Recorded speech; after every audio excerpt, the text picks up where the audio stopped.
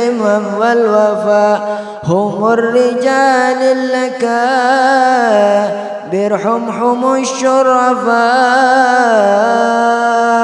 هم أهل الأسرار هم أهل النقى والصفا يا حادث جاء فحالي بالنبي قد صفا يا حادث جاء فحالي بالنبي قد صفا إذا بدت عين جود الله عنا عفا الله حاسبي ونعم الحسب حاسبي كفى منه المواهب ومنه العافي والشفاء منه المواهب ومنه العافي والشفاء يا واسع الجود ربي خير عافي عفا عمن علينا بريد عبدك المصطفى أسلك بنا نهج من لحديق اقتفى نسبوت بديوان قرات النبي الخلفاء نسبوت بديوان وراس النبي الخلفاء بجاح أحمد حبيب الله كنز الوفا عليه صلى إله حمى الحياة وكفى والعلي والصحب ما برق السماء رفرفا اللهم صل وسلم وبارك عليه وعلى آله.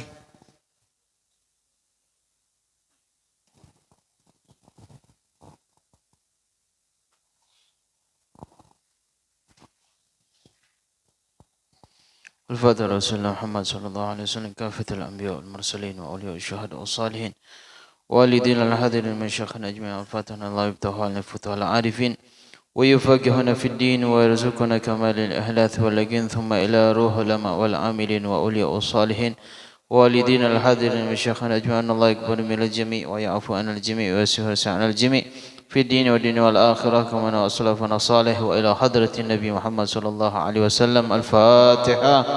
أعوذ بالله من الشيطان الرجيم.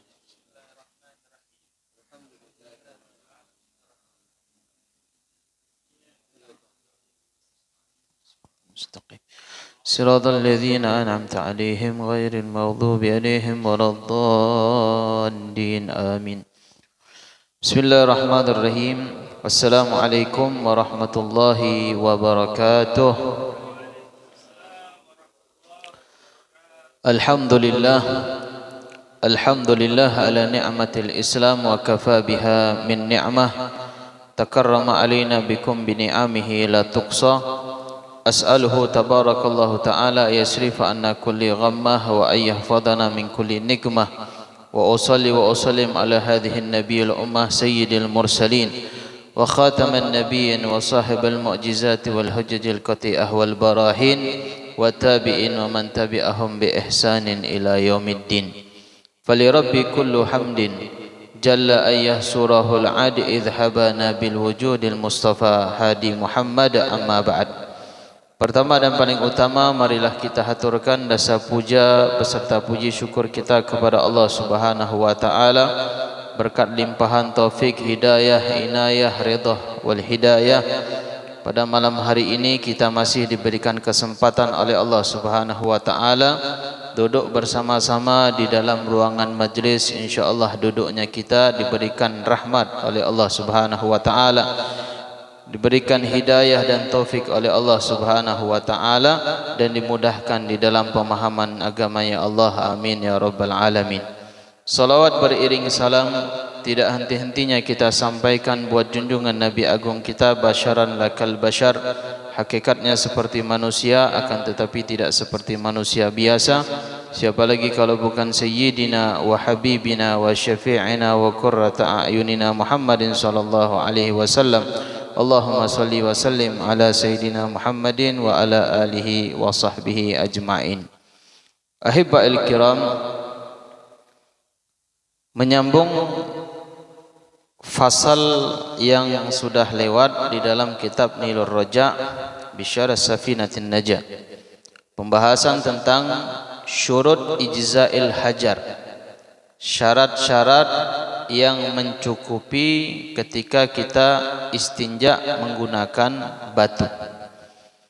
Jadi di dalam syariat ini khususiat daripada umatnya Nabi Muhammad sallallahu alaihi wasallam, istinjanya bil hajar, menggunakan batu.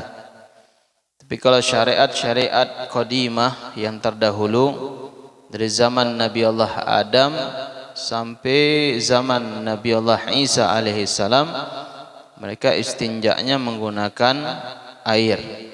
Akan tetapi khususiat daripada umatnya Nabi Muhammad boleh istinjanya menggunakan batu. Dan begitu juga yujma' bainal ma' wal hajar, kita gabung air sama batu, ini yahsulu akan mendapatkan dua-duanya sunnah. Ya, dua-duanya mendapatkan sunnah.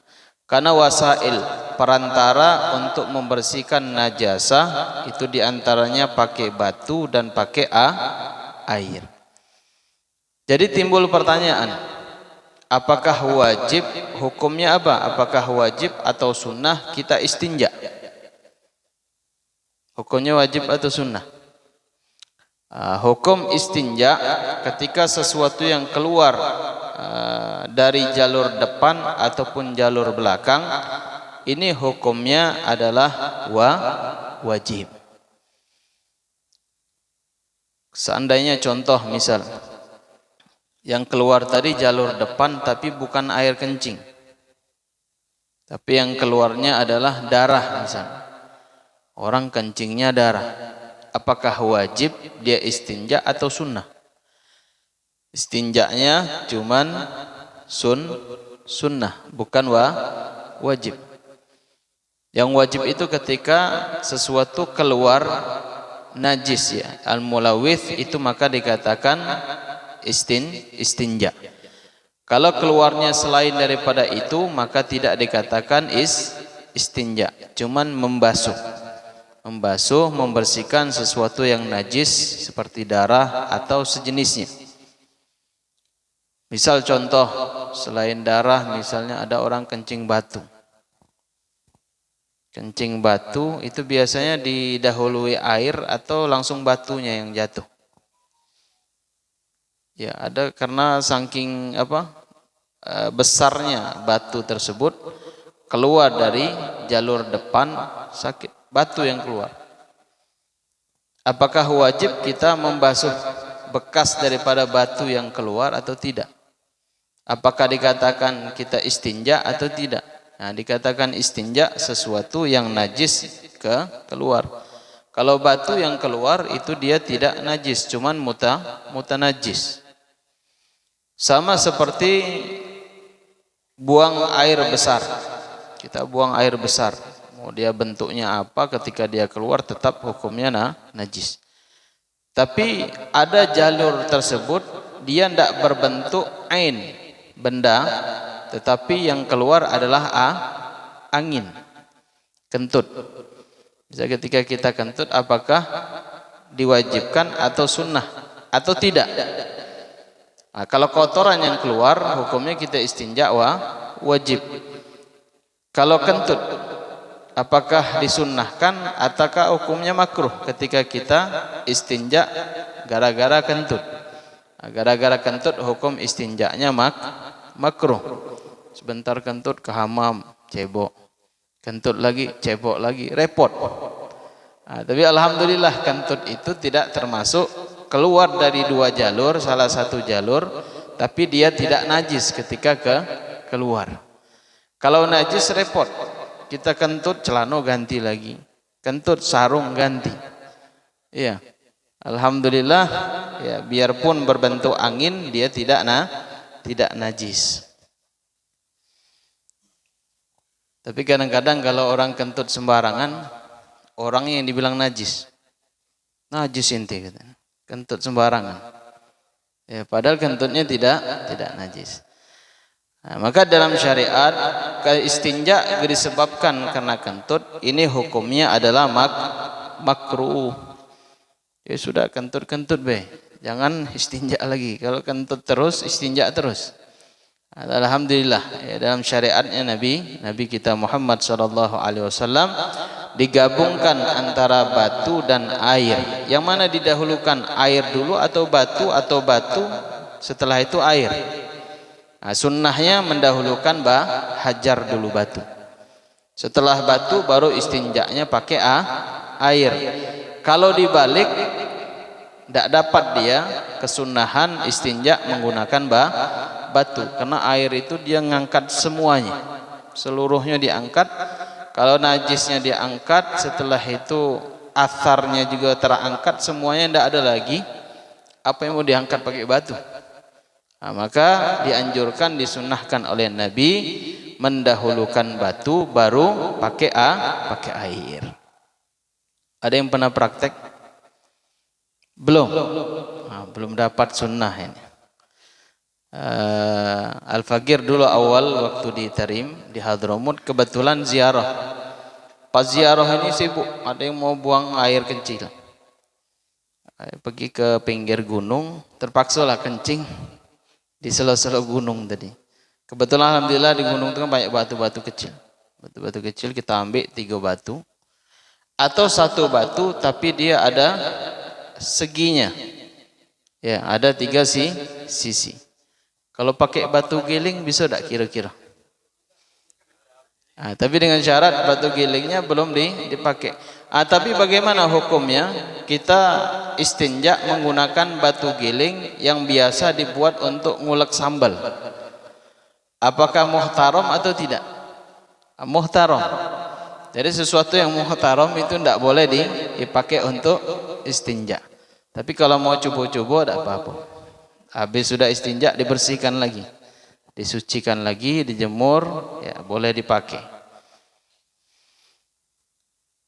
Ini waktu di Hadramut Tarim kita praktek, tapi istinjanya cuman buang air kecil. Tapi kalau buang air besar itu kayaknya risih, karena tidak terbiasa gitu.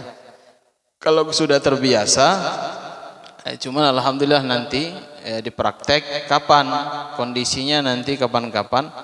Kalau ketika kita dalam keadaan perang, air tidak ada, makanan susah dan yang lainnya.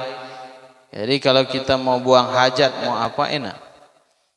Tapi yang hebat ini orang Indonesia paling hebat. Ya, orang Indonesia paling hebat. Ada satu kisah ini agak lucu sedikit. Ada satu santri di Rubat Tarim. Santri di Rubat Tarim ini sudah akil balik semua. Sakit dia. Ketika sakit datang ke menteri. Dok, Indi marid katanya. Marid katanya. Sudah wala mabtun katanya. Sakit kepala atau sakit perut. Biasa orang Indonesia ini penyakitnya 2 macam cuman. Ada sakit kepala, sakit perut. Akhirnya kata dokter, hatlana ghaid kata dia. Ambil kotoran inti sedikit aja kata dia.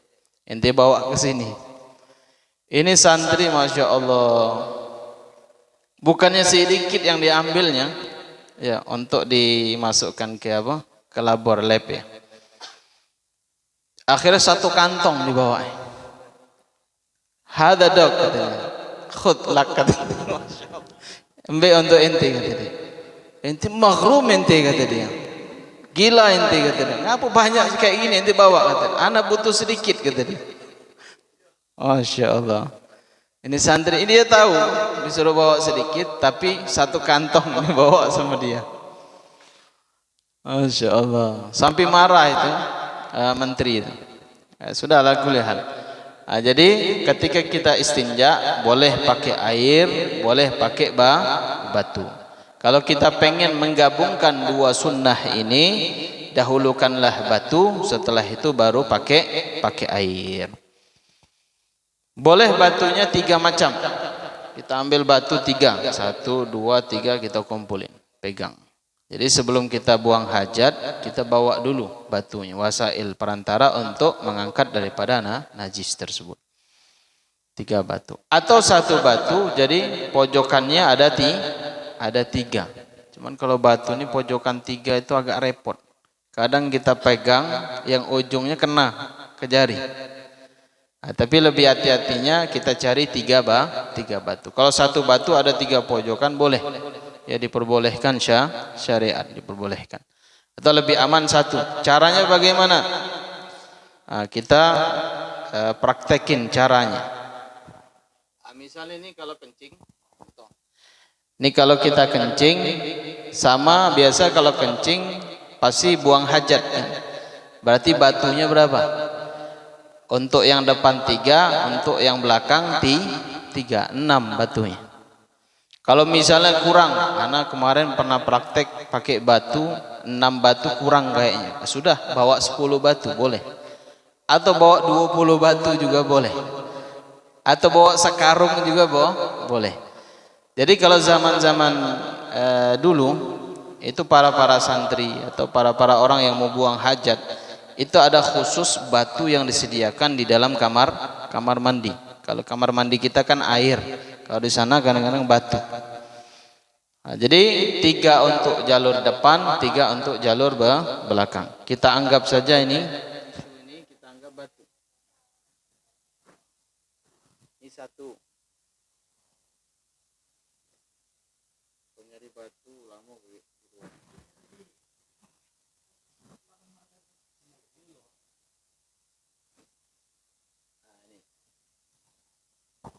Jadi ketika kita buang air kecil nih sudah selesai, nanti ada syarat-syaratnya.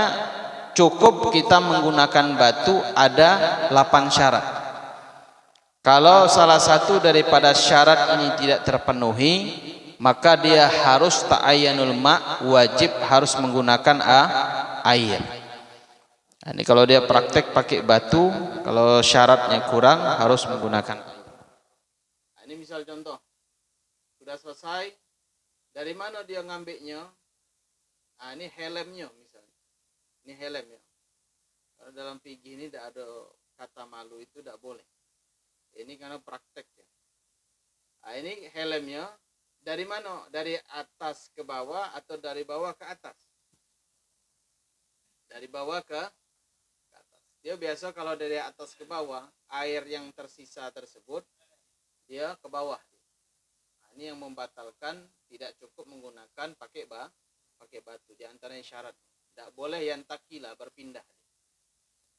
Itu dari bawah ke atas, pelan. Buang batunya, ambil batu baru lagi. 2 kali, 3 kali. Sudah bersih dah. Misalnya kalau 1 batu tak diangkat, bersih dia. Atau misalnya sudah, kalau batu repot ya, pakai tisu. Tisu ini kan termasuk daripada sah ya ketika kita istinja menggunakan tisu. Ini anggap aja tadi batu, ini tisunya. Ditekan dari bawah ke sini. Buang sekali, setelah itu ditekan, buang sampai 3 kali. Dibuang. Sudah selesai. Boleh tak kita sholat ketika kita istinjanya pakai batu? Boleh. Cuman dengan syarat makmum yang sebelahnya harus tahu. Kalau makmumnya misal contoh, makmum yang di sebelahnya tadi istinja pakai batu. Makmum yang di sebelahnya itu pakai air semua. Ketika sholat kakinya bersentuhan atau bahunya bersentuhan, nyambung dengan sesuatu yang mutasil, nyambung dengan sesuatu yang istinja pakai batu. Karena kenapa? Karena bekasnya itu masih. Apa hukum sholatnya? Hukum sholatnya tidak sah. Yang dimaafkan cuman yang mustanji, orang yang istinja pakai hajar itu saja yang dimaafkan. Tapi yang tetangganya tidak dimaafkan. Cuman tidak mungkin pula kita nanya, inti istinja pakai apa? Batu ya. Kayaknya dengar sebelah teh belenting-ting bunyi batu. Inti istinja pakai batu. Iya, enggak. Kalau dia pakai air ya sah. Kalau dia pakai istinja pakai batu, kita nempel, maka sholat orang yang nempel dengan mustanji yang menggunakan pakai batu tersebut, maka sholatnya tidak sah.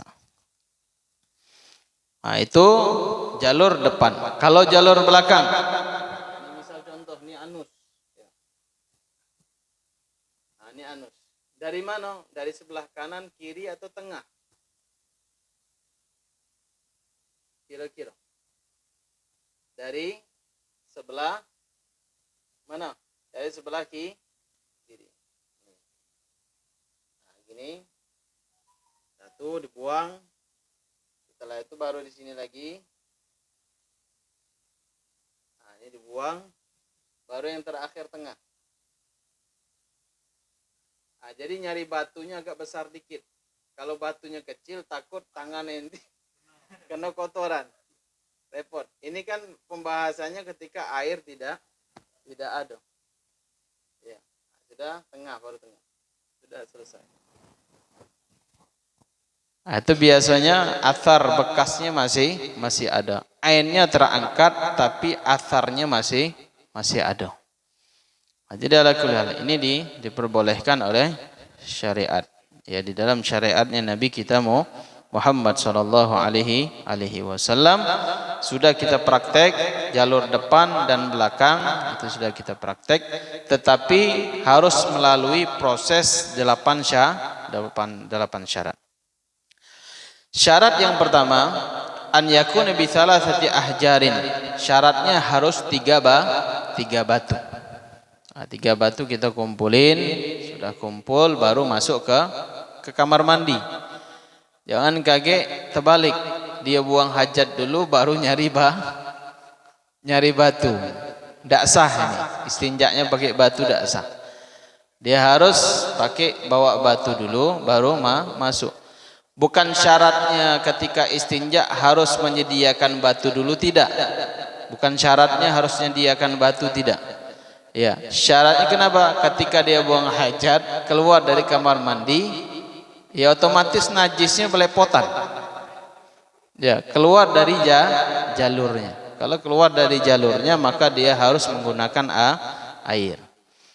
An yakuna bi thalathati ahjar. Batunya harus 3 atau pojokannya ada 3 pojokan. Boleh. Asyarat di dalam batu kemarin sudah kita jelaskan, kullu jamidin, semua yang keras. Batu biasanya keras atau lembut? Batu itu pasti keras. Tidak ada orang bilang, oh ini batu lembut pak, katanya. Pasti batu semuanya keras. Tahirin, syarat di dalam batunya harus suci. Ada batu najis? Ada batu najis. Itu mutanajis, yang terkena najis atau bekas istinja. Itu mutanajis. Ada batu yang najis, contohnya seperti bukan batu dia, kotoran hewan tapi keras.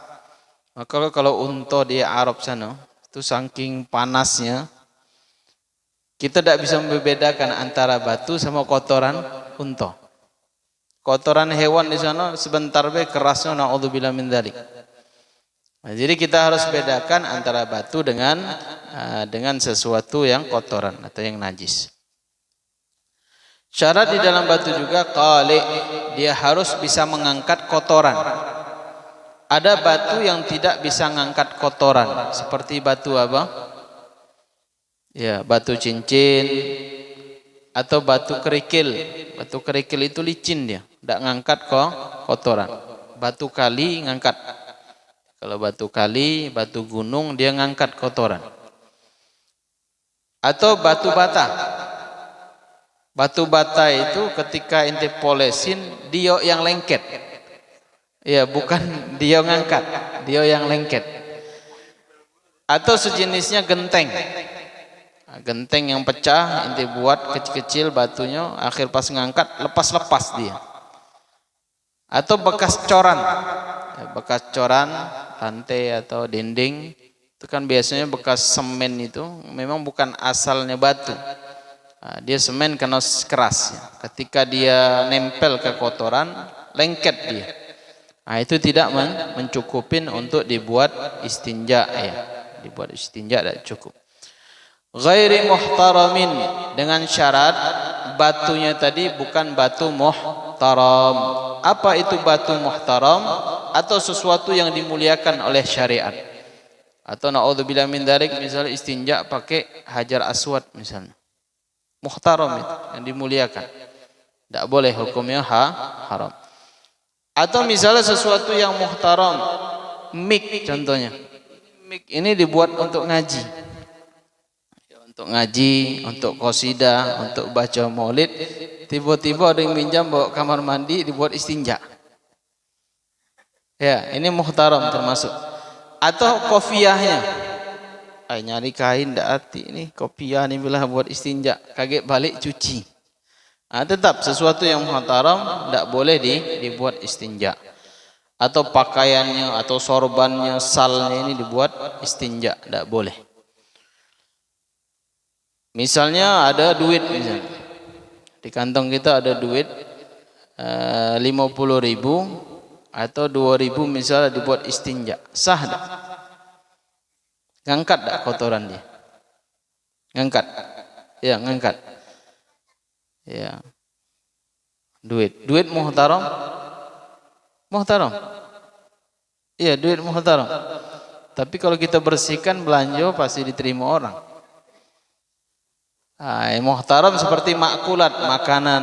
Kalau makanan tidak boleh, haram. Istinjaknya pakai apel, istinjaknya pakai anggur, istinjaknya pakai duren. Ya, atau kulit duren istinja. Ya, la kulihal istinja pakai kulit duren, tapi durinya dibuang dulu. Ya, itu muhtaram atau tidak? Kalau dia sudah lepas dari buahnya dan tidak ada dimanfaatin, tidak dibuat makanan dan yang lainnya, boleh. Kalau bulat-bulat itulah dibuat istinja, itu mudarat jadinya. Pernah kejadian di Mesir, pernah kita ceritakan, satu ibu-ibu perempuan yang tajir, yang kaya. Saking kayanya ini perempuan, dia istinjain anaknya bukan pakai air, pakai roti. Masya Allah. Sampai dia di samping rumahnya itu ada jendela dibuka, istinjain anaknya, roti itu dibuang di pinggir rumahnya. Sampai bertumpuk itu roti, ditakdirkan oleh Allah jatuh miskin sampai-sampai tidak ada makanan sama sekali. Tidak ada makanan sama sekali. Kerja juga nyari kerja susah, makanan tidak ada. Ujung-ujungnya roti yang bekas istinja anaknya tadi dimakan. Ini ukubah ya. Ini siksaan bagi orang yang menyia-nyiakan makanan. Jadi kalau makanan itu berdoa terus. Ketika kita masukkan ke dalam mulut kita, itu makanan yang masuk ke dalam tubuhnya kita, itu termasuk daripada dia mendoakan kita ketika kita makan daripada rezeki yang Allah berikan. Maka adab diantaranya ketika kita makan, itu afdalnya jangan buka baju, pakai baju yang rapi, ya, makan dengan baca bismillah. Kalau bisa ngadap ke arah kiblat. Setelah itu apa? Dan makan dalam jangan keadaan berbicara. Maka kita nikmatkan makanan itu rezeki yang Allah berikan kepada kita. Kadang pakai celana pendek, makan kakinya ngangkat pula lagi. Tak pakai baju bismillah lagi. Jadi makanan yang masuk itu dia apa? Mengutuk orang yang makan makanan yang Allah berikan tersebut. Jadi kalau dia pakaiannya rapi, baca bismillah, sudah masuk ke dalam mulutnya, insya Allah apa yang dimakannya menjadi menjadi berkah di dalam dirinya. Ala kulli hal. Selain daripada sesuatu yang muhtaram, seperti misal contohnya ada kitab fikih ini dibuatnya istinja. Ya, kitab fikih dibuat istinja. Hukumnya haram. Atau na'udzubillah min dzalik, Al-Qur'an dibuat istinja. Nah, itu na'udzubillah min dzalik, hati-hati. Maka Habib Salim bin Abdullah bin Umar Asy-Syatiri, beliau pernah mengatakan bahwasanya beliau cerita tentang sihir. Bahwasanya beliau mengatakan ketika seseorang punya ilmu sihir, itu dia sudah tingkatannya syirkun billah, dia sudah syirik kepada Allah Subhanahu wa taala. Beliau cerita ada salah satu seseorang ini dipandang sama masyarakatnya orang yang pintar. Kalau lagi sholat, takbiratul ihram ngangkat tangan di depannya Ka'bah. Murid-muridnya juga, murid-muridnya sholat di belakangnya, ketika gurunya ngangkat tangan, dia takbir juga, Allahu Akbar, di depannya Ka'bah. Bisa jalan di atas air, bisa terbang, bisa kasyaf dia, bisa mengetahui hati manusia. Tetapi sholatnya dia cuma sholat maghrib, isya, subuh, duhur, asar, tidak sholat. Itu kerjaannya. Tapi kok bisa ada karomah, bisa jadi wali. Alhasil ini orang meninggal dunia. Ketika meninggal dunia dia wasiat sama anaknya, ada satu kamar di rumahnya tidak boleh dibuka. Ya sudah kan, namanya anak dengar ini bapak ini kan kalau dalam zahirnya kayak alim ya, tapi tidak dibuka sama anaknya.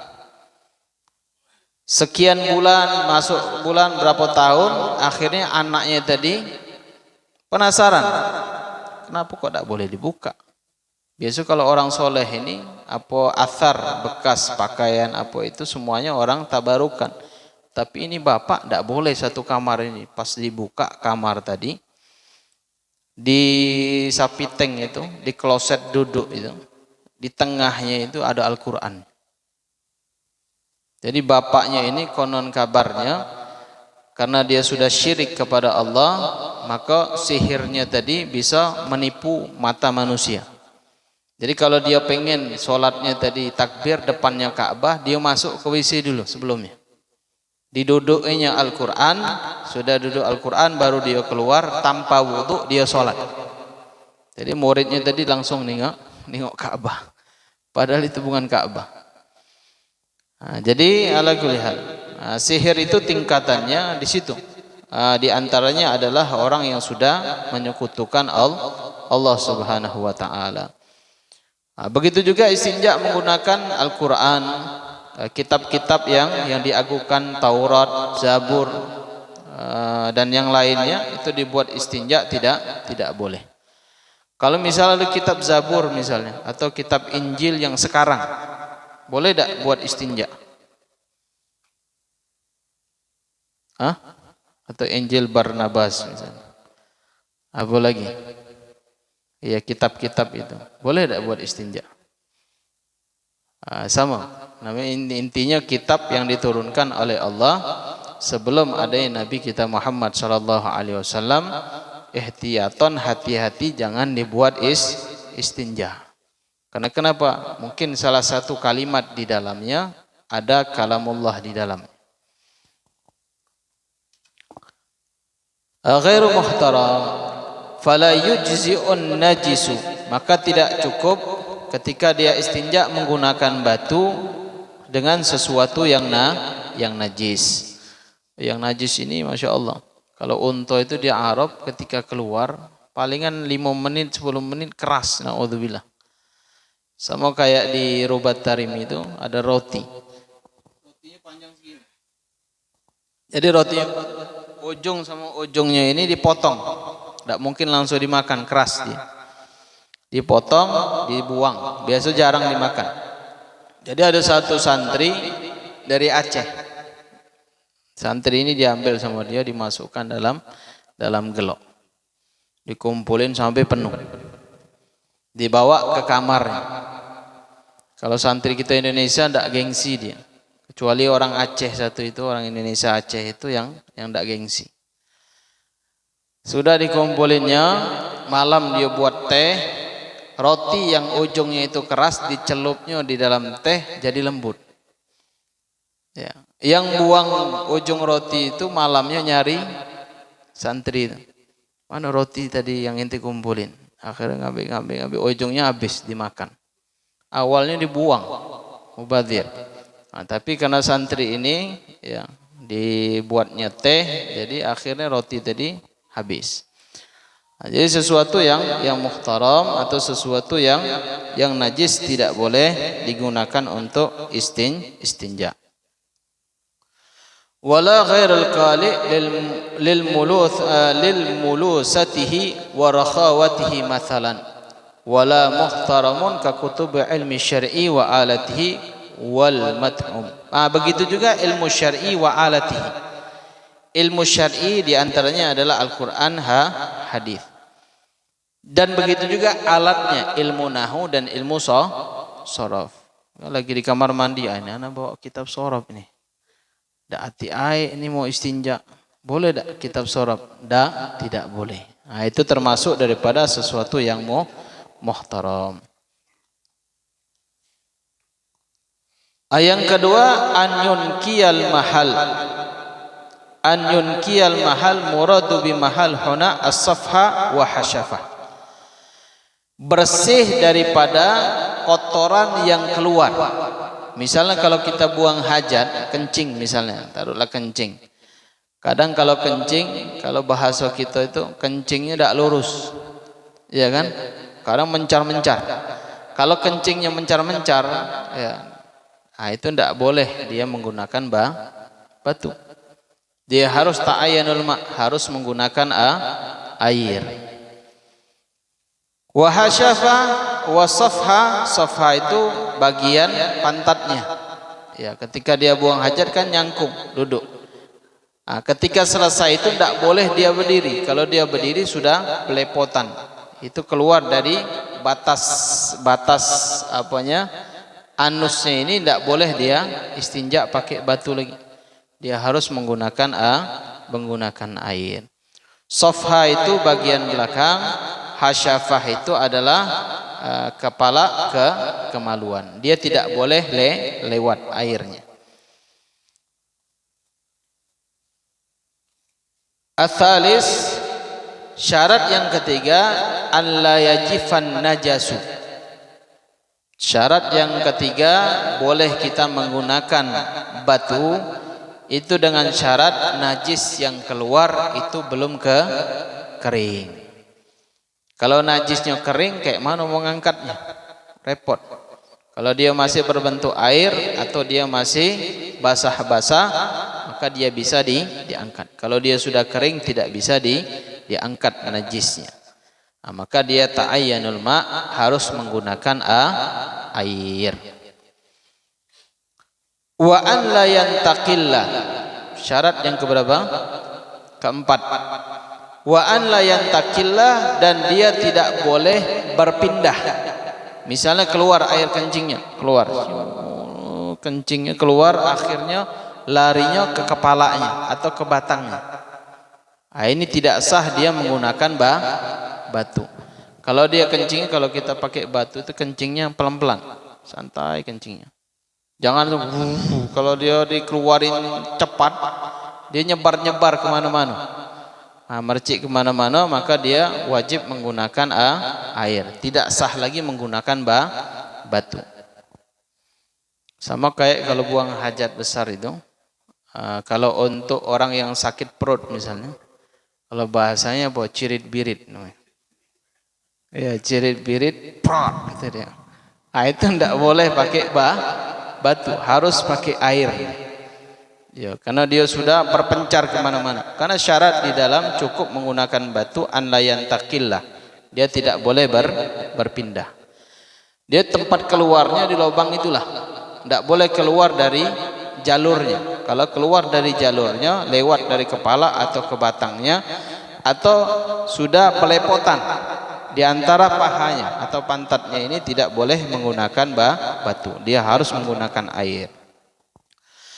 Syarat yang kelima, wala yatra alaihi akhar, dan tidak boleh kedatangan sesuatu selain daripada najis. Misal contoh, kalau zaman dulu kita kalau buang hajatnya di mana? Di sungai. Ketika buang hajat kita keluar kotoran tadi, cemplung, airnya naik ke atas.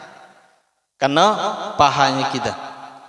Atau kena kemaluan kita.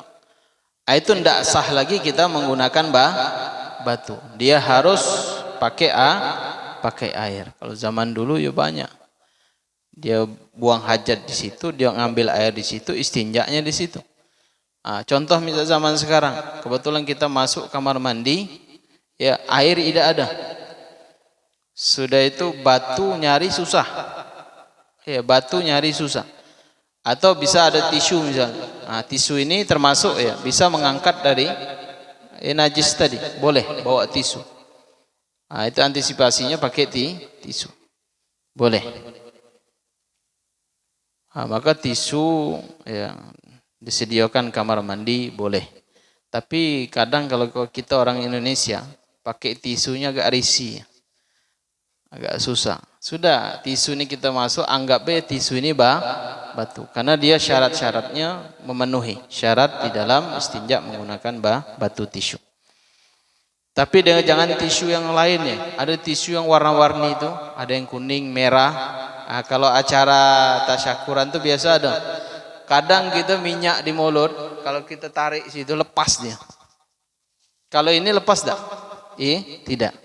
Kalau tisu yang itu tuh lepas dia. Kayak mana mengangkat kotoran najis? Ya, lepas-lepas dia. Dia memang harus ada tisu yang khusus memang dibuat untuk istinja. Wala yatra alaihi al-akhar anal khamis min asyuruti ijza'il istinja'i bil hajar alla yakhtalitu bil ghairi najisihi ay ghairul arakin wa in yakhtalitu walau ba'da istimara. Atau sejenisnya, misal bercampur dengan keringat atau bercampur dengan air misalnya. Itu tidak mencukupi istinja menggunakan batu. Dia harus ta'ayyanul ma', harus menggunakan air. Syarat yang keenam, wa an la yujawiza safhatahu wa hasyafatahu. Dia tidak boleh melewati safhah. Safhah ini adalah pantatnya. Jadi kalau anusnya yang keluar, kan kotorannya cuma nempel di sini, di pinggirnya kan. Kalau dia sudah ngangkat tegak misalnya, maka belepotanlah dia melewati daripada jalur tempat keluarnya. Maka dia tidak cukup menggunakan batu, harus pakai air. Begitu juga wahasyafatahu, atau lewat daripada kemaluannya. Kadang air kita kencing biasanya, kencing tuh airnya ada yang keluar, ada yang berjalan di atasnya gini, naik di atas helmnya. Iya, kadang lewat juga, batangnya lewat. Atau misalnya kencing sudah tuh netes ke bawah dia perginya. Itu tidak boleh menggunakan batu. Kalau dia tidak lewat, ya dari batasannya itu boleh. Kalau dia sudah lewat, maka dia tidak boleh ta'ayyanul ma'. Dia harus menggunakan air. Syarat yang ketujuh, wa alla yusibahu ma'un, alla yusibal kharij ma'un walau litathiri kama marrah. Tak boleh dia terkena air, biarpun airnya suci. Ini babnya pembahasan istinja pakai batu. Kalau misalnya ada batu yang jatuh, kena tak masalah. Yang tak boleh ini berbentuk air ataupun keringat, biarpun dia suci. Karena kenapa? Babnya sekarang istinjaknya pakai batu. Kalau pakai air terserah. Kadang kalau kita buang hajat itu kotoran jatuh tuh naik airnya ke atas. Kita kencing juga airnya mercik-recik. Memang tidak nampak kalau di kamar mandi.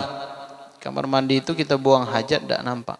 Tapi kalau ada sinar matahari masuk, kita kencing, ya di kloset yang biasa di rumah-rumah kita itu kalau kita kencing tidak hati-hati, percikannya itu nampak, kelihatan.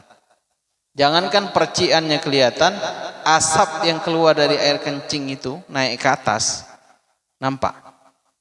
Nah itu hati-hati. Kalau di kamar mandi, kalau bisa kita masuk kamar mandi, pakaiannya kita, sarung, celana kita dibuka semua. Ya, masuk kamar mandi itu dibuka semua, digantung. Setelah itu kita baru buang hajat, selesai kita istinja, cebok. Kalau bisa antara dari pusar ke bawah itu kita siram. Takut percik itu pasti. Biasa pasti mercik dia. Biarpun hati-hati nian kita. Hati-hati kita buang hajat, kita wudhu, sholat, tidak tahu sholatnya kita tidak sah. Nah, jadi kita kamar mandi dibuka, kita siram, sekiranya najis tadi tidak ada lagi, nah, baru kita sholat. Nah, ini hubungannya istinja ini masalah ibadah ya. Istinja ini masalah ibadah. Kalau orang kafir dia tidak sholat, mau dia jima berhubungan dia tidak mandi wajib. Mau dia buang hajat juga, dia tidak diwajibkan istinja karena dia tidak sholat. Dia sholatnya cuma seminggu sekali. Kalau kita ini lima waktu, sehari itu 5 waktu. Belum lagi sholat sunnah yang lainnya. Nah, ke dalam Islam itu paling bersih, paling suci. Karena kenapa? Karena kita wudhu 5 kali sehari. Mandi cuma dua kali. Nah, itu Allah Subhanahu wa taala membersihkan daripada umatnya Nabi Muhammad sallallahu alaihi wasallam dengan berwudu. Syarat terakhir wa an takunal ahjaru tahiratan. Syarat kita menggunakan batu itu batunya harus suci. Tidak boleh batunya najis ataupun mutanajis. Nah, kalau najis atau mutanajis ini tidak sah kita istinja menggunakan batu. Taharatul ahjar al-mustanja biha fala yasihu bin najasati wala mutanajis. Nah, jadi yang najis tidak boleh, apalagi yang memang dia sudah memang betul-betul najis. Kalau najis batunya seperti itulah, kotoran onta atau kotoran misalnya kotoran kucing misalnya. Kucing itu kalau dia buang hajatnya di pasir, itu lama-lama kotorannya keras. Nah, itu keras. Nah, itu tidak sah karena memang dia asalnya najis. Atau mutanajis. Mutanajis ini yang sudah batu yang sudah dibuat untuk istinja. Atau tisu yang sudah terkena najis. Nah, itu tidak boleh kecuali kalau batunya dicuci. Dibersihkan, setelah itu baru dijemur kering, baru dibuat istinja, boleh. Nah, sekarang kita masuk pembahasan tentang faslun furudul wudu sittatun. Fardunya wudu itu ada 6. Apa itu wudu? Al-wudu ma'khudatun minal wida'ah wa hiya al-husnu wal jamal. Wudu itu diambil daripada kata wida'ah. Husnu wal jamal. Husnu itu keindahan, jamal itu keindahan, kebagusan, keelokan. Jadi kalau orang yang biasa wudu dipandang sama orang soleh itu beda. Pandangannya berbeda dengan orang yang jarang berwudu. Apalagi orang yang tidak pernah sholat. Kalau dia tidak sholat otomatis dia tidak wudu. Maka Nabi Allah Musa alaihi salam, Nabi Musa ketika beliau mau dalam keadaan perjalanan ngadu kepada Allah Subhanahu wa taala, minta supaya di perjalanan itu dijaga oleh Allah Subhanahu wa taala. Apa yang diperintahkan oleh Allah kepada Nabi Allah Musa? Diperintahkan Nabi Allah Musa untuk mendawamkan wudu. Ya, untuk mendawamkan wudu. Wudulah Nabi Allah Musa. Tetapi heran Nabi Allah Musa, kenapa saya diperintahkan untuk berwudu ya Rabb?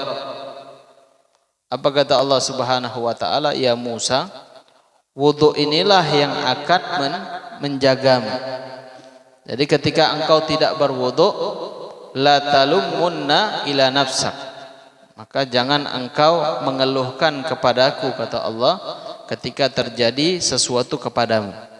Jadi kalau kita pengen keluar dalam keadaan perjalanan, itu lebih afdalnya dalam keadaan berwudu. Nah, ketika kita dalam keadaan berwudu, insya Allah kita dijaga oleh Allah Subhanahu wa taala.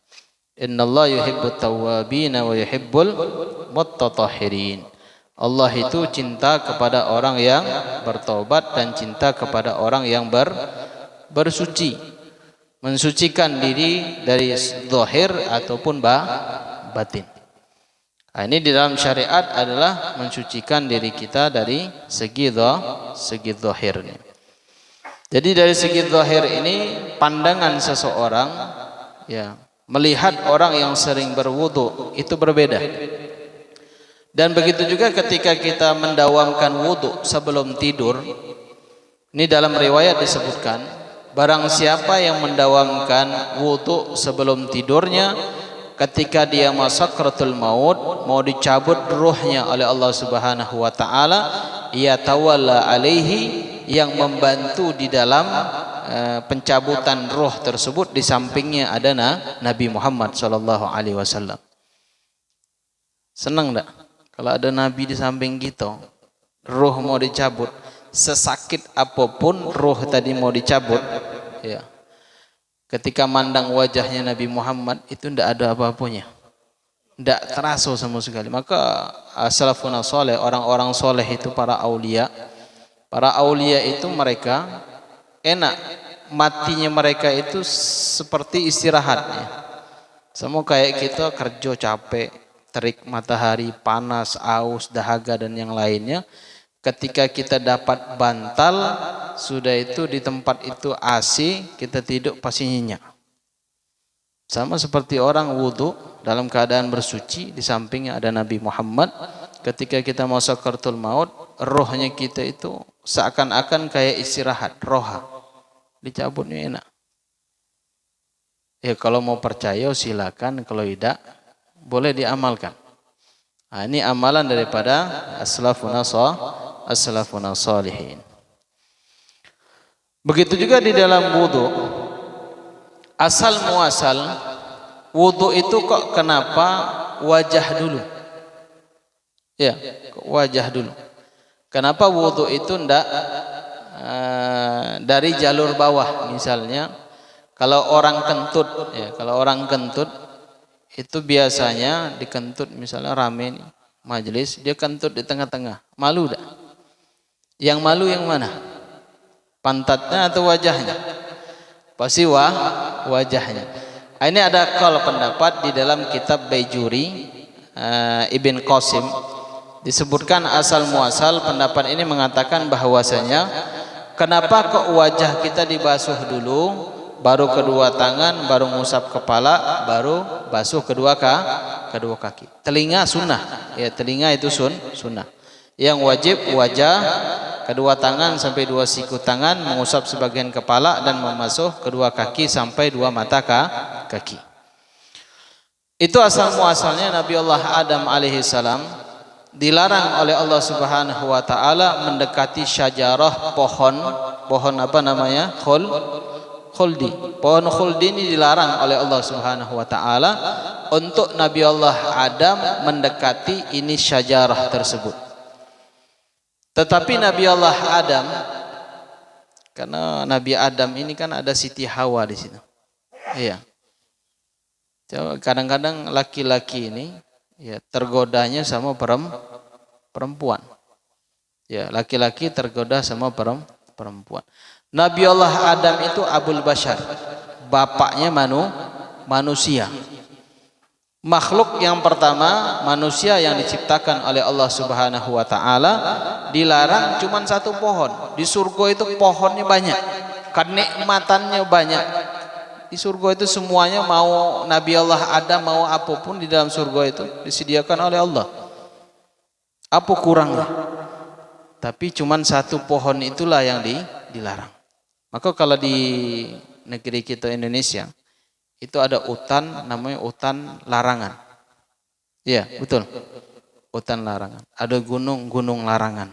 Itu tidak boleh dimasukin sama manusia di dalam. Sama di surga.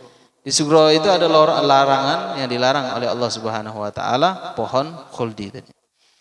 Jadi kebetulan Nabi Allah Adam ini saking cintanya dengan Siti Hawa, apakah disebabkan si iblis tadi ngoda atau tidak?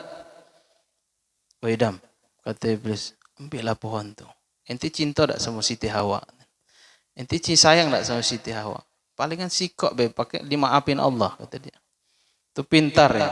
Iblis itu paling pintar. Iblis, syaitan itu makhluk yang paling pintar. Maka dalam satu riwayat ada satu orang tidur di pinggir masjid. Di pinggir masjid ini langsung lantai yang kedua. Itu kadang kalau orang habis sholat capek tidurnya di pinggir itu karena anginnya bertiup kencang. Sampai-sampai dibangunin sama iblis. Bangun. Awas, lagi ente jatuh di bawah, kata dia. Bingung yang bangun tadi bingung. Ngapa ente banguni anak, kata dia. Biarlah anak jatuh di bawah. Udah, kata si iblis tadi. Karena zaman dulu iblis itu langsung nampakkan diri. Kalau zaman sekarang tidak. Karena kenapa? Karena kalah saingan iblis sama manusia. Jadi dia tidak mau nampakkan diri. Cukup pasukannya dia yang seperti manusia. Akhirnya bangun tadi, ngapo inti alasan inti bangunin anak sedang tidur, kata dia. Bukan masalah itu, wahai ahlu ibadah, kata dia. Saya bangunkan inti, saya takut nanti engkau mati di masjid dalam keadaan ibadah, i'tikaf, takut mati dalam keadaan husnul khotimah. Iblis itu bilang, saya takut kau mati dalam keadaan baik, maka saya bangunkan.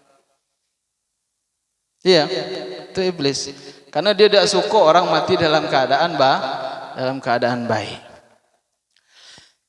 Jadi setelah itu tergodalah Nabi Allah Adam mendekati ini pohon, mengambil ini buah khuldi. Cuman buahnya wallahu alam kayak mana ya? Atau kayak mango atau kayak durian, wallahu alam. Alhasil buah itu paling nikmat, paling unik zaman itu.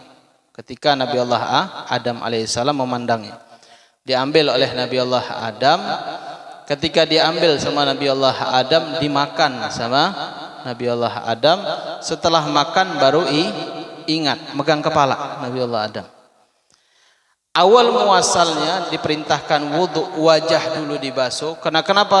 Karena larangan untuk mendekatin pohon. Nabi Allah Adam sebelum ngambil buahnya dilihatnya dulu enggak? Pasti dilihat kan, yang mana buah yang besar, yang masak nih. Maka diperintahkan Allah untuk membasuh wajah. Ini larangan yang dilarang Allah. Ketika umatnya Nabi Muhammad berwudu, maka tatasaqqat, maka gugurlah dosa dzunubnya dari wajahnya. Maka kalau kita wudu itu, fa ahsanul wudu, paling bagusnya wudu, sempurnanya wudu. Ketika air tadi kesiram di wajah, jatuh dari dagunya kita ini ke bawah, ini berbarangan dosanya kita ikut juga jatuh. Macam-macam, dosa dari mata, dosa dari hidung, dosa dari mulut, serempak dia jatuhnya ke bawah. Setelah itu Nabi Allah Adam alaihissalam mengambil buah tersebut menggunakan tangan, maka diperintahkan untuk membasuh kedua tangan. Setelah makan buah tadi, baru ingat Nabi Adam, ya Allah, ini larangan yang dilarang Allah. Iya kan, kalau orang kesal biasanya nepuk kepala. Ya, atau misalnya lagi ingat sesuatu, ya Allah. Nabi Adam baru ingat, baru diperintahkan oleh Allah untuk mengusap sebagian kepala. Dan membasuh kedua kaki. Kenapa Nabi Allah Adam berjalan ke pohon yang dilarang oleh Allah Subhanahu wa taala? Itu asal muasal pendapat yang mengatakan kenapa wajah dulu baru tangan, ngusap kepala, kaki. Karena Nabi Allah Adam berjalan kepada pohon yang dilarang oleh Allah Subhanahu wa taala. Jadi wudu ini dari wajah, tangan kita sampai kedua siku tangan ini, itu dosanya kita ngalir semua. Kita nyiram tuh lepas dosanya. Cuma alhamdulillah tidak nampak be dosanya ya. Kita nyiram ke wajah ini dosanya tidak nampak. Kalau nampak mungkin tidak kuat kita mandang. Saking banyak dosanya manusia. Nah, itu asal muasal daripada wudu, itu asal sumbernya daripada perjalanan daripada Nabi Allah Adam alaihi salam. Itu pendapat. Akan tetapi disebutkan di dalam Al-Qur'an, ya ayyuhalladzina amanu idza qumtum ila shalah fasilu wujuhakum wa aydiyakum ilal marafiqi wamsahu bi ru'usikum wa arjulakum ilal ka'bain. Wahai orang-orang yang beriman, apabila engkau mendirikan salat, maka fasilu wujuhakum, basuhlah wajah. Kaki ada pembahasan wajah itu di mana batasannya? Apakah keseluruhan kepala ini termasuk wajah atau tidak? Kaki ada dalam kitab fikih ini disebutkan batasannya dari mana biti sya'ar ila dekat. Dari tumbuhnya rambut sini sampai ke dagu. Wa ma baina udhunain. Kalau dia panjang antara telinga kecil ini ke telinga kecil. Ini batasan wajah. Kalau keseluruhan ke belakang, apa namanya, kepala. Kepala semua berarti ini. Nah, ini wajah. Nah, begitu juga tangan. Nanti tangan ada berhubungan tentang babul kisos.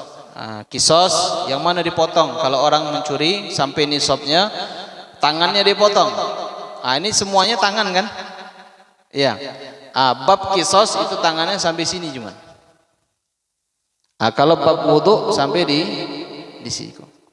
Tapi kalau sampai ke katif ini itu tangan dalam bahasa. Begitu juga diantaranya mengusap sebagian kepala. Famsahu bi ru'usikum, dan usaplah sebagian kepala. Famsahu ini dalam Al-Qur'an famsahu, bukan faksilu. Masah itu ngambil, tidak harus airnya netes, tidak.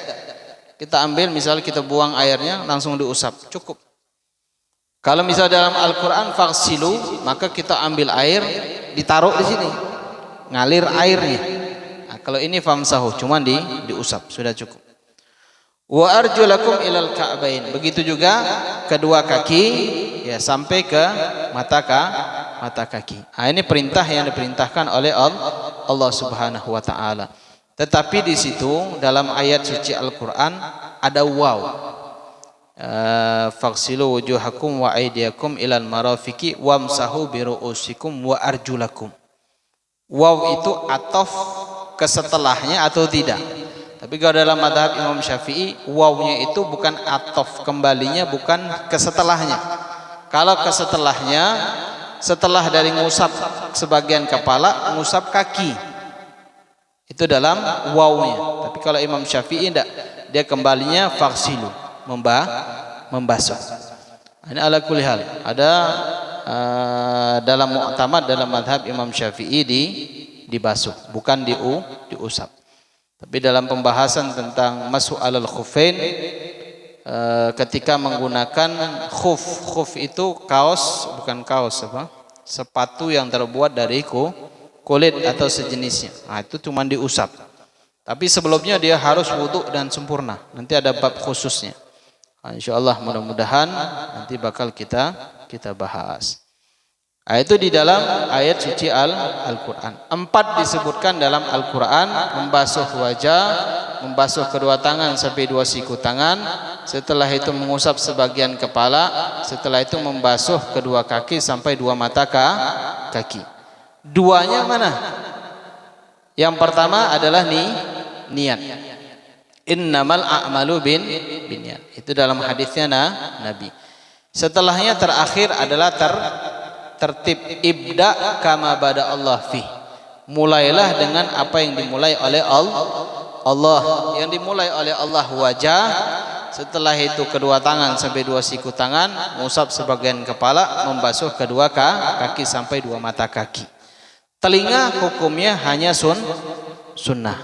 Nanti insya Allah bakal kita bahas tentang keutamaan ketika kita membasuh wajah, tangan, usap kepala, kaki dan sunnah-sunnah di dalam wudu insya Allah minggu depan.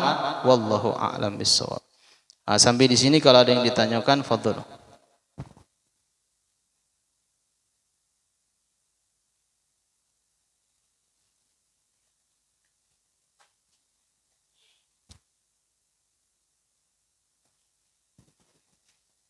Ada yang ditanyakan?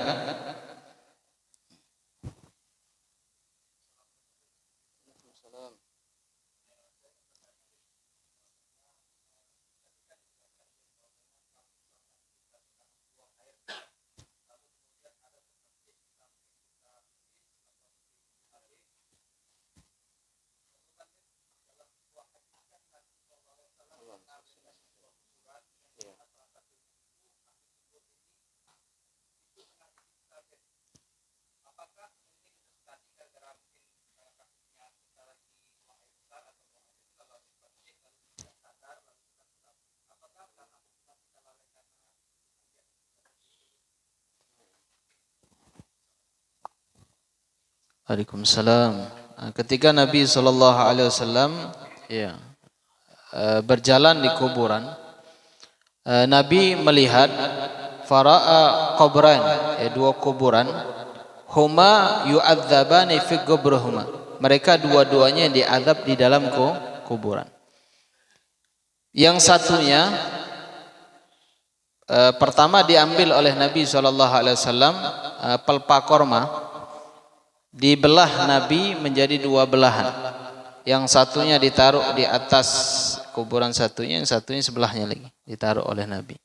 Lalu sahabat bertanya, "Ya Rasulullah, kenapa engkau belah itu pelpa korma, engkau taruh di atas kuburan ini?" Sampai Nabi SAW nangis. Apa penyebabnya Rasulullah? Yang satunya kata Rasulullah, la yastabri an bolihi. Yang satunya dia buang hajat, la yastatir an uyunin nas. Dia tidak nutup kencing kayak di kalau bawa mobil pinggir jalan dia tegak kencing, tidak ditutup. Bukan masalahnya ketika kita kencing kita hati-hati, itu bukan. Ini dia memang sengaja kencing di jalan sampai auratnya kelihatan manusia. Itu sebab yang diadab di dalam kuburannya. Yang kuburan satunya disebabkan namshi bin namimah. Dia jalan, tiap berjalan ngadu domba. Itu udah bagus orang itu. Itu tuh kurang ajar. Ente dosa berkawan sama dia. Awas hati-hati syirik kayak gitu. Ala kulli hal. Jadi setiap jalan dia nyampaikan kepada orang sesuatu yang tidak bagus. Itu diadab di dalam kuburannya. Maka dibelahlah Nabi, pelpa korma ditaruh di atas kuburannya. Berarti menunjukkan apa? Menunjukkan pelpa korma yang ditaruhkan oleh Nabi di atas kuburan para sahabat tersebut ini membantu dan mereka beristighfar, bertasbih untuk apa?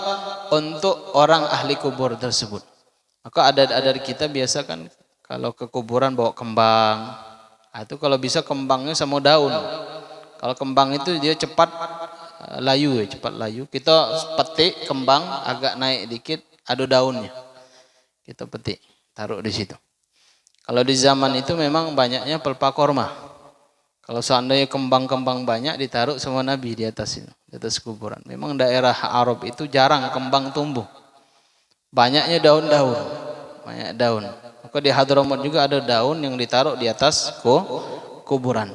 Jadi dia memberikan manfaat bagi orang yang ada di dalam kuburan. Diambil dari dalil tersebut.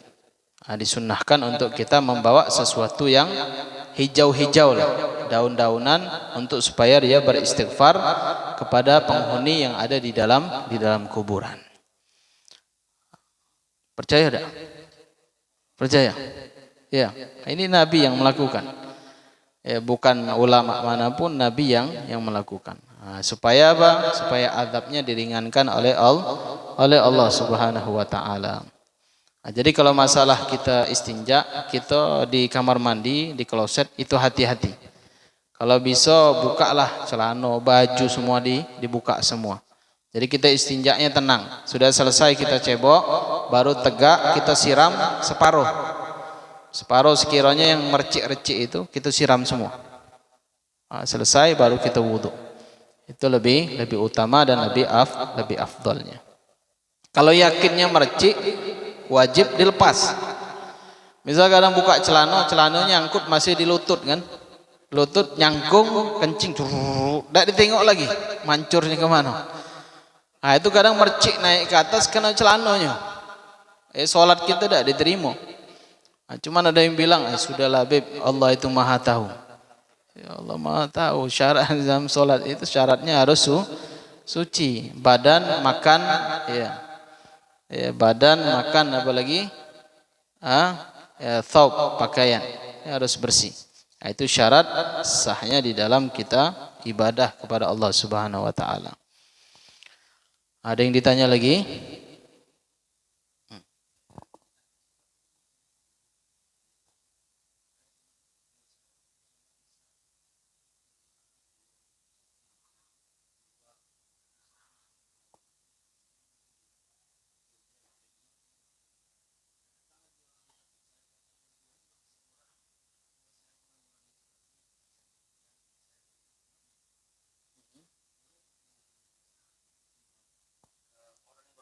Yang berapa kali ente? Ketiga berarti. Ndak ente ada, ente sudah sholat misalnya. Belum sholat.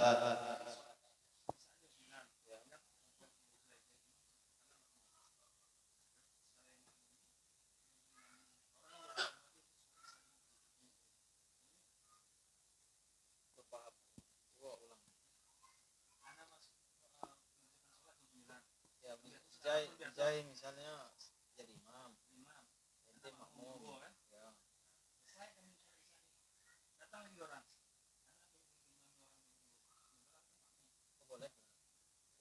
Jadi niat ente niatnya ya ada, boleh. Kalau imamnya boleh.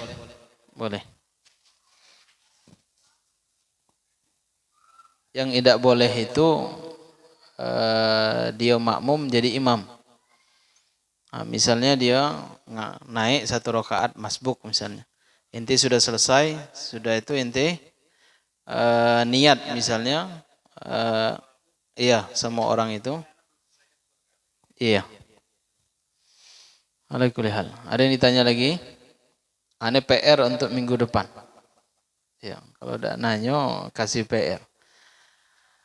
Apa hukum niat istinja? Apakah wajib? Apakah sunnah? Apakah mubah? Niat istinja. Nawaitu istinja lillahi ta'ala. Apakah istinja itu harus pakai niat atau tidak? Nah itu pertanyaannya. Apakah istinja itu pakai niat atau tidak?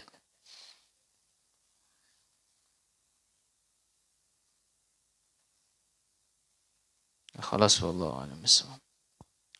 الفاتحة من القبول والإقبال وصلح كل حال أن الله يغفر الذنوب ويسره القلوب ويستر العيوب ويبارك لنا ولكم في كل حال وفي الأهل والمال والإيال ويغفر لوالدينا ووالديكم وجميع المسلمين والمسلمات والمؤمنين والمؤمنات أن الله يتولانا بولايته وأن يحفظنا من شر بريته وأن يحفظنا بتكسيرنا في حقه وفي حق نبيه وفي حق أزواجنا حقوق الوالدين وحقوق جميع المسلمين أن الله يبارك لنا في أوقاتنا أن الله يبارك لنا في أوقاتنا أن الله يبارك لنا في أوقاتنا وساعاتنا وإن كنا وإياكم من ذي معصية ألا إزطاءها من حديد المسألة جميع على كل هات دنيا كل هات مرضية ويشفي أمراضنا ويشفي أرضنا مرضنا مرض والعافية ويسن سابقنا يحصد خاتمنا وعلى حضرة النبي محمد صلى الله عليه وسلم. الفاتحة.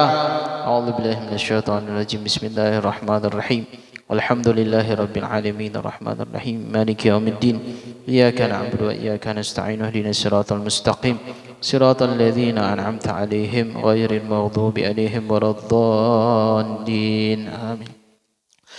يا ربنا اعترفنا بأننا اقترفنا وأننا أشرافنا ألا لظى أشرافنا فتب علينا توبة تغسل كل حوبة واستر لنا الأورات وآمن الروعات واغفر لوالدنا ربي ومولودنا والأهل والإخوان وسائر الخلان وكل ذي محبة أو جيرة أو صحبة والمسلمين أجمع من ربي أسمع فضلا وجودا منا لا باكتساب منا بالمصطفى رسول نهضى بكل سول صلى وسلم ربي عليه عد الحب وآله وصحبه إدادة السحب والحمد لله في البدء والتناحي والحمد لله رب العالمين والعفو منكم والسلام عليكم ورحمة الله وبركاته.